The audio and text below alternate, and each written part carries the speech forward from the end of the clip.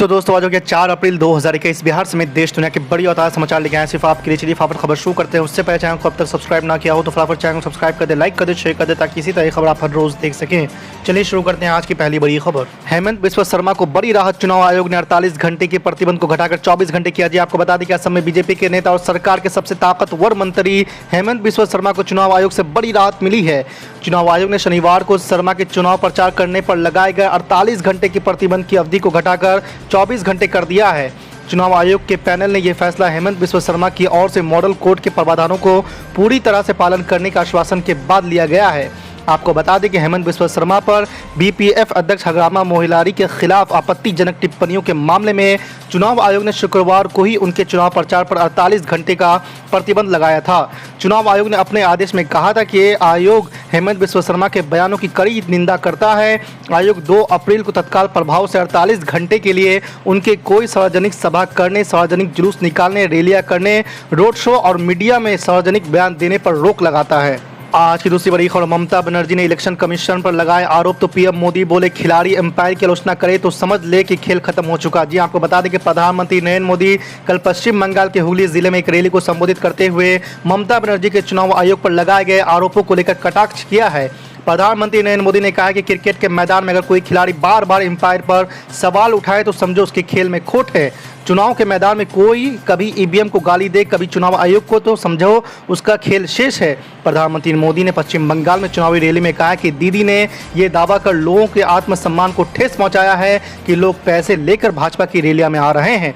उन्होंने कहा कि तृणमूल कांग्रेस ने राजनीतिक उद्देश्य के लिए दोहन के बाद सिंगूर की उपेक्षा की। इलाके में कोई उद्योग नहीं और किसान परेशान हैं। आज की तीसरी बड़ी खबर। मुस्लिम धर्मगुरु और all India Muslim personal law board के जनरल सेक्रेटरी मौलाना वली रहमानी साहब का निधन हो गया है। मौलाना वली रहमानी साहब पिछले कुछ दिनों से बीमार चल रहे थे। पिछले हफ्ते ही उनकी तबीयत बिगड़ने के बाद पटना के पारस अस्पताल में भर्ती कराया गया था। आपको बता दें कि all India Muslim personal law board ने ट्वीट कर निधन की जानकारी दी है। बोर्ड ने अपने ट्वीट में लिखा है कि जनरल सेक्रेटरी मौलाना वली रहमानी साहब नहीं रहे, यह पूरे मुस्लिम उम्मा के लिए एक अपूर्णीय क्षति है। सभी से दुआओं और सब्र की गुजारिश है। आज की चौथी बड़ी खबर। कांग्रेस पार्टी के पूर्व अध्यक्ष राहुल गांधी ने किसान नेता राकेश टिकैत के वाहन पर कथित तौर पर हुए हमले की पृष्ठभूमि में शनिवार को आरोप लगाया है कि आरएसएस हमला करना सिखाता है। उन्होंने ये भी कहा कि सब मिलकर संघ का सामना करेंगे और तीनों कृषि विरोधी कानूनों को वापस कराकर दम लेंगे। आपको बता दें कांग्रेस नेता ने ट्वीट किया कि उनका संघ हमला करना सिखाता है, अहिंसक सत्याग्रह किसान को निडर बनाता है। संघ का सामना संघ मिलकर करेंगे, तीनों कृषि देश विरोधी कानून वापस कराकर ही दम लेंगे। आपको बता दें कि किसान नेता राकेश टिकैत की गाड़ियों के काफिले पर शुक्रवार को राजस्थान के अलवर जिले में कुछ लोगों ने कथित रूप से पत्थर फेंके थे। घटना में किसी को चोट तो नहीं लगी, लेकिन टिकैत की कार का पिछला शीशा क्षतिग्रस्त हो गया था। आज की पांचवी बड़ी खबर। नेता प्रतिपक्ष तेजस्वी यादव ने बेरोजगारी और पलायन को लेकर फिर राज्य सरकार पर हमला बोला है। शुक्रवार को उन्होंने ट्वीट कर दावा किया कि बिहार के हर दूसरे घर में पलायन हो रहा है। उन्होंने आरोप लगाया है कि नौकरी रोजगार की तलाश में युवाओं की 2 पीढ़ियां बर्बाद हो रही है, लेकिन सत्ता में बैठे लोगों को 60% युवा आबादी के वर्तमान और भविष्य की कोई चिंता नहीं है। उन्होंने कहा कि बिहार में 16 साल से एनडीए सरकार है, केंद्र और राज्य में लंबे समय से डबल इंजन की सरकार है, लेकिन बेरोजगारों के लिए सिवाय जुबानी खर्च के वास्तविकता के धरातल पर कुछ नहीं हुआ है। उन्होंने आह्वान किया है कि सोचो, समझो, पहचानो, जागो और संग लड़ो युवा भाई लोग। साथ ही आपको बता दें कि नेता प्रतिपक्ष तेजस्वी यादव ने नवादा, सासाराम और बेगूसराय में होने वाली मौतों को लेकर सवाल खड़े किए। उन्होंने कहा कि 4 दिन पूर्व जहरीली शराब पीने से नवादा में 12, सासाराम में 5 और बेगूसराय में 2 सहित कुल 19 मौतें हो चुकी है, लेकिन सरकार अभी तक इसकी जानकारी ही प्राप्त कर रही है। आज की छठी बड़ी खबर। पश्चिम बंगाल की मुख्यमंत्री ममता बनर्जी ने एआईएमआईएम अध्यक्ष असदुद्दीन ओवैसी और आईएसएफ के अध्यक्ष अब्बास सिद्दीकी पर बड़ा हमला बोला है। दरअसल रायदिघी में एक सभा को संबोधित करते हुए सीएम ममता बनर्जी ने आरोप लगाया है कि असदुद्दीन ओवैसी और अब्बास सिद्दीकी को बीजेपी की तरफ से हिंदू और मुस्लिम को बांटने के लिए पैसे मिले हैं। ममता बनर्जी ने जनसभा में मौजूद लोगों से कहा है कि अगर आप एनआरसी और बंटवारा नहीं चाहते हैं तो असदुद्दीन ओवैसी और अब्बास सिद्दीकी को वोट मत करें। उन्हें वोट करने का मतलब है कि बीजेपी को वोट देना। मुख्यमंत्री ने कहा है कि हमारी संस्कृति है कि हिंदू और मुस्लिम एक साथ चाय पीते हैं, एक साथ दुर्गा पूजा और काली पूजा मनाते हैं। हमारे गांव में अशांति होने पर बीजेपी को फायदा होगा। आपको बता दें कि टीएमसी के अध्यक्ष ने मुसलमानों से अपील की कि जो शख्स हैदराबाद से आया है और फुफरा शरीफ के एक जवान लड़के को वोट ना दें। दरअसल रायदिघी में मुस्लिम समुदाय के मतदाताओं की अच्छी खासी आबादी है और 6 अप्रैल को तीसरे चरण के तहत यहां वोटिंग होनी है। आपको बता दें कि बीजेपी के सीनियर नेता के माने तो रायदिघी में मुसलमानों की आबादी करीब 30% है और पार्टी के पास पहली बार इस सीट को जीतने की संभावना है। यकीनन इससे कोई इनकार नहीं कर सकता कि नरेंद्र मोदी के वजीर आजम बनने के बाद इस मुल्क में फिरका परस्त ताकतों के उनके हौसले और बुलंद हुए हैं।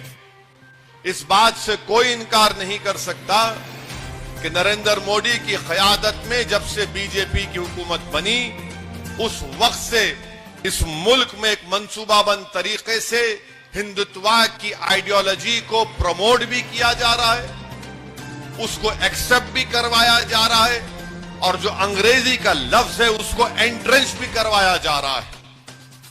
इस बात से कोई इनकार नहीं कर सकता कि जब से बीजेपी की नरेंद्र मोदी की क़यादत में हुकूमत बनी, इस हुकूमत ने पूरी कोशिश कर रही है कि भारत के मुस्लिम माइनॉरिटीज को उनसे सौतेला सलूक किया जाए और इनकी पूरी कोशिश यही है कि भारत में जितने कमजोरियां और गलतियां होती हैं वो गलतियां और कमजोरियां नरेंद्र मोदी के सरकार की गलत पॉलिसियों की बुनियाद पर होती है, तो वो उसका इल्जाम मुसलमानों पर लगाकर अपनी कमजोरियों को, अपनी बदनामियों को छुपाने की कोशिश करते हैं।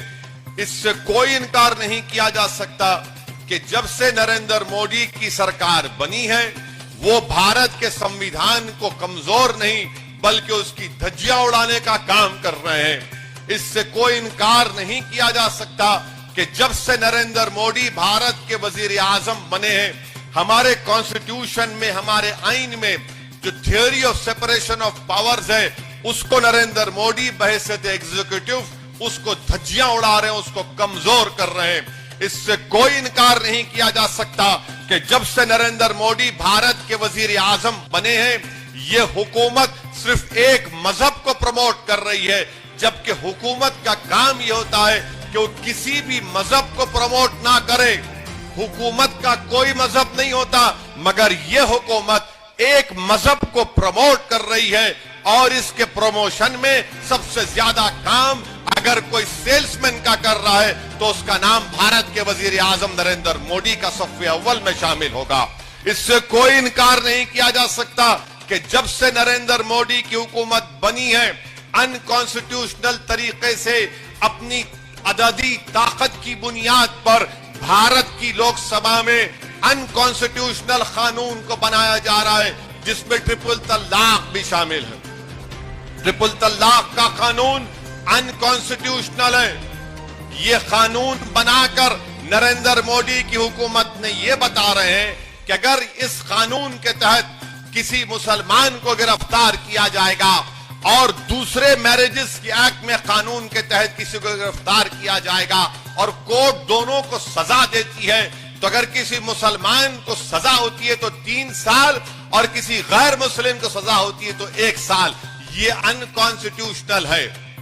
दूसरा उसमें गलती ये की कि ये कहते हैं कि अगर कोई बेवकूफ किस्म का मुसलमान अपनी बीवी को ट्रिपल तलाक देता है तो शादी खत्म भी नहीं होती मगर उसको गिरफ्तार भी करना है। जुर्म होगा तो गिरफ्तार करना ना, मगर हमारे वजीर आजम माशाअल्लाह इतना जबरदस्त उनका आईक्यू और दिमाग है कि वो कहते हैं कि शादी तुम ट्रिपल तलाक भी बोलो तो शादी नहीं टूटेगी मगर तुमको जेल भी जाएंगे।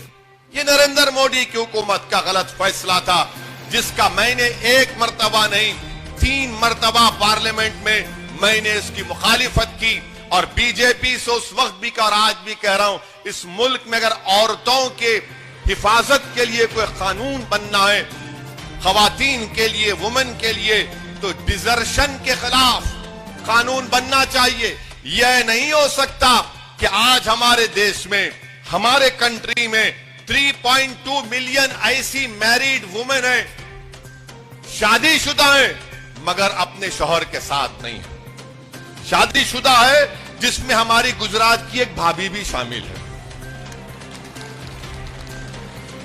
उनको भी इंसाफ मिलना, सबको इंसाफ मिलना, मगर उस पर कानून नहीं बनाएंगे। इस बात से कोई इनकार नहीं किया जा सकता कि नरेंद्र मोदी जब ट्रिपल तलाक का कानून बन रहा था, मैंने पार्लियामेंट में वोटिंग की डिवीजन का मुतालबा किया। जाकर आप रिकॉर्ड देख लो। आज ये डीएमके कांग्रेस के लोग असदुद्दीन ओवैसी को और टीटी दिनाकरन के अलायंस को कहते हैं बी टीम है। आपने क्यों वोट नहीं दिया?